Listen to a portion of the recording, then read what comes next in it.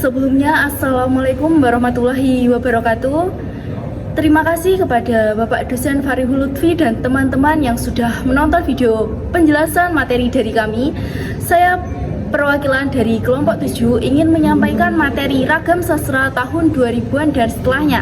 Sebelumnya, perkenalkan saya Rinda Wahyu Agustin dan rekan saya Senia Indah Widya Astuti, Adinda Dwi Cahya, dan saya Muhammad Faisal Tamam.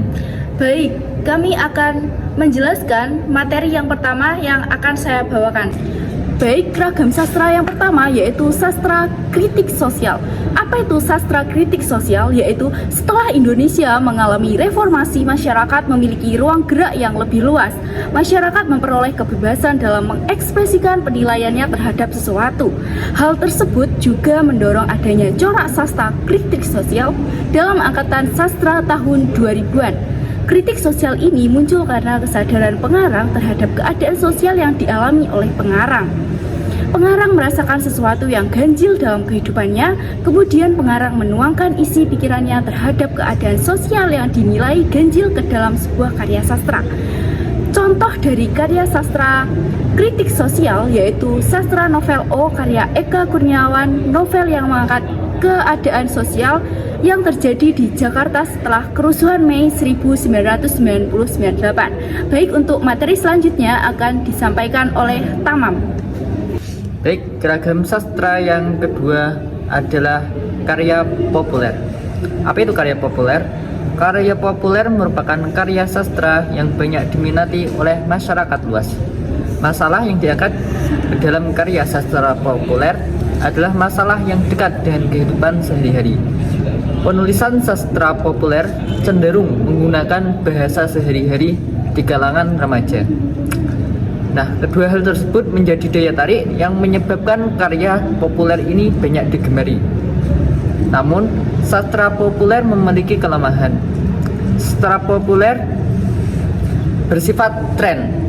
Artinya ketika ada karya yang baru muncul dan dinilai lebih menarik, maka sastra yang dahulu populer dapat menjadi tenggelam dan dilupakan begitu saja oleh masyarakat. Sastra populer yang ditulis pada masa ini yaitu tahun 2000 dan setelahnya meliputi cerita-cerita tentang kehidupan para priai, cerita-cerita kriminal yang diangkat dari kisah-kisah nyata di pengadilan, cerita silat, cerita hantu, atau cerita yang romantis. Kemudian ragam sastra yang ketiga ada sastra religi atau sastra Islami. Nah, sastrawan Indonesia pada tahun 2000 dan setelahnya banyak menulis karya dengan tema Islami. Contohnya ada Asma Nadia, terus ada Habibur Rahman El-Shirazi dan Ahmad Fuadi. Contohnya dari Asma Nadia menulis karya yang berjudul Aisyah Putri The Series Jilbab in Love. Novel tersebut merupakan sastra teen lit yang menceritakan tentang gambaran remaja muslimah yang berperan dalam menjaga akhlaknya. Kemudian pengarang Habibur Rahman El-Shirazi dengan novelnya Bumi Cinta yang berkisah tentang seorang pemuda yang melaksanakan kuliah di Rusia dan bertemu dengan dambaan hatinya. Kemudian ada Ahmad Fuadi yang mengarang novel Lima Menara yang bercerita tentang sekelompok remaja yang kuliah di Mesir untuk mewujudkan cita-citanya.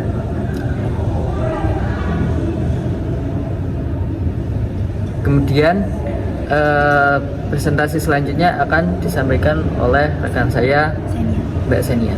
Baik, akan saya lanjutkan yaitu biografi dari sastra atau sastra yang bersifat biografi. Nah, sastra ini merupakan sastra yang berisikan mengenai pengalaman pribadi dari penulis. Sebagai contoh adalah novel yang berjudul Negeri Lima Menara karya Ahmad Fuadi. Novel tersebut menceritakan tentang kisah nyata yang dialami oleh Ahmad Fuadi yang merantau ke Jawa untuk melanjutkan studi di sekolah yang dianut atau untuk melanjutkan studi sekolah agama, yaitu pondok modern namanya yaitu Darussalam Gontor di Ponorogo.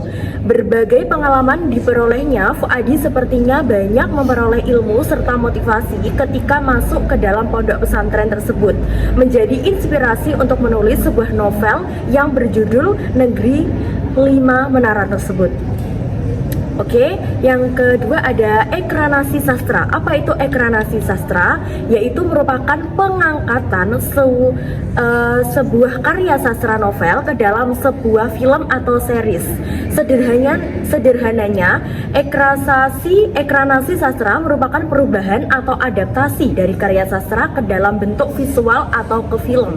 Untuk adaptasinya tentu saja karya sastra melalui beberapa proses diantaranya, yaitu ada proses pemotongan atau penciutian, proses penambahan, dan proses perubahan bervariasi, jadi berbagai macam cara. Terus beberapa novel bestseller tahun 2000-an yang diadaptasi ke dalam film diantaranya ada film Ayat-Ayat Cinta tahun 2008, film Syahadat Cinta dari tahun 2008 juga, ada Laskar Pelangi tahun 2008, dan film Sang Pemimpi di tahun 2009. Ketika Cinta Berstasbih 1 dan 2 di tahun 2009. Untuk selanjutnya akan dilanjutkan oleh rekan saya yaitu Adinda. Silahkan. Baik, untuk yang selanjutnya yaitu yang keenam, sastra bergenre fantasi. Kebebasan dalam mengarang pendorong pengarang semakin kreatif dalam membuat karya sastra. Dengan imajinasinya, pengarang dapat menciptakan karya sastra dengan alam khayalannya. Hal tersebut merupakan corak dari sastra bergenre fantasi. Sastra bergenre fantasi adalah sastra yang mengacu pada alam semesta imajiner genre. Fantasi ini menyajikan sebuah cerita dengan tokoh, alur, dan tema yang bersifat khayalan dan tidak benar-benar nyata. Hal ini dikarenakan fantasi menyajikan dunia lain di samping kenyataan dan membuat sulit diterima secara rasional. Nah, salah satu karya bergenre fantasi itu apa saja sih? Ada Nataga The Little Dragon karya U.G. Agustino. Novel ini menceritakan tentang 6 sang naga beo dan dalam merebut kembali pulau Tanah Modo dari siluman iblis dan Raja Serigala. Tokoh-tokoh seperti 6 sang naga beo, siluman iblis, dan Raja Serigala merupakan ciri dari sastra fantasi. Selanjutnya, yang terakhir yaitu Sastrawangi. Di Sastrawangi ini tercatat sebuah penulis-penulis perempuan banyak mengumbar tentang seksualitas yang bagi sastrawan bernama Taufik Ismail itu sendiri sudah kelewat batas.